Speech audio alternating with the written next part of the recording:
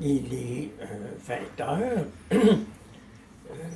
Ici, le philosophe jovialiste André Moreau, je m'étais couché pour faire la sieste lorsque Jackie est venu me demander si j'avais le goût de dire quelque chose. Bien entendu, j'ai toujours quelque chose à dire, mais je ne suis pas obligé de me lever. Ce qu'il y a de merveilleux avec Internet, c'est que je peux vous parler de métaphysique tout en restant allongé dans mon salon. Et bien entendu, euh, je peux... ce sont les idées qui me viennent, qui vont motiver aussi bien mes cours exposés comme celui-ci, ou encore mes dictées que je continue de donner à ma typographe depuis bientôt 40 ans. Alors, je réalise de plus en plus qu'avec l'âge, l'intuition que j'avais à 20 ans, à l'effet que le sommeil constituait une expérience d'une incommensurable richesse, se trouve confirmée 60 ans plus tard. En effet, j'ai connu des gens très actifs qui ne dormaient que 2 à 4 heures par nuit. Ils semblaient s'en glorifier. Ils me disaient que c'était autant de temps de gagner pour consacrer à un travail. Je n'étais pas très convaincu, d'autant plus que j'ai toujours aimé dormir. Je ne parle pas ici du sommeil des facultés. Je parle ici du sommeil organique qui fait qu'on se repose et qu'on peut rêver. Eh bien, c'est parce que j'ai aimé dormir. Et plus souvent qu'à mon tour, que j'ai trouvé de grandes idées. Dans le sommeil, j'ai eu des visions comme celle du 15 septembre 1973. J'ai eu des songes comme peu d'hommes en ont eu sur Terre. Je pense à l'un d'entre eux que j'ai fait à l'âge de 19 ans, où j'étais à bord d'un magnifique yacht tout blanc sur la mer avec une vingtaine de mes amis. Puis il faisait un magnifique soleil. Soudain, en arrivant près d'une île sablonneuse, pour ne pas dire désertique, j'ai vu qu'il y avait sur cette île environ 200 hommes enchaînés, assis par terre, maigres, réduits en esclavage. Et debout parmi eux, il y avait une dizaine de prêtres en soutane noire, armés de carabines, qui les surveillaient et les gardaient. J'ai vu là l'image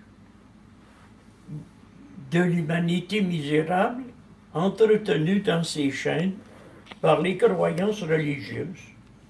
Or, dans mon grand yacht, qui avait autrefois appartenu à l'armée et qui avait été converti en yacht de plaisance, il y avait encore des tuyaux de lancement de missiles.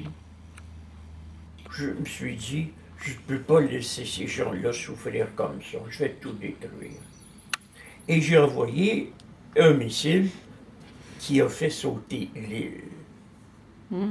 Mais avant que le missile atteigne l'île, Alors que j'avais pris la direction du large, un prêtre a épaulé sa carabine et a fait feu. La balle a pénétré par un hublot et elle est allée enrayer le fonctionnement du moteur principal du yacht.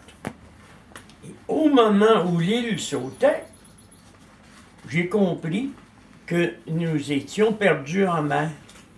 Mais le yacht poursuivait sur sa trajectoire tout en ralentissant et nous avons échoué sur les planches de sable doré d'une île merveilleuse. C'était le paradis. Alors, j'ai dit aux occupants du yacht qui descendaient, je leur ai dit, voilà maintenant notre demeure. C'est un nouveau monde. Nous ne nous en irons pas d'ici et personne ne songera à venir nous chercher. Et ça, c'était pas nécessairement une vision, parce que les visions, c'est mystique. C'était comme un songe prémonitoire. Telle est ma vie. Je suis entré en guerre contre les institutions. Elles ne me l'ont pas pardonné et elles m'ont condamné au paradis.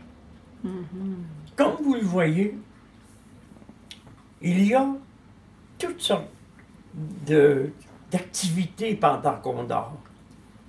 Des visions, c'est très rare, des songes, des rêves, qui sont des rêves de rencontre, comme lorsque j'ai rencontré en personne Balzac, Nietzsche, Gurdjieff, André Gide, Hitler. Et il y a aussi des rêves de, je dirais, vidange du cerveau. Parce que vous savez, mes amis, si votre pensée est pure et éternelle, votre cerveau, lui, a besoin, comme le moteur d'une voiture, qui s'encrasse si on ne lui fait pas une vidange. Alors, c'est à ces choses-là que je pense parfois. Et Jackie, qui est toujours spontanée et prête à l'action, est là pour vous transmettre ces choses dont je vous entretiens et qui sont un peu l'illustration de ma vie psychique bienheureuse. Merci André, merci, c'est un beau témoignage.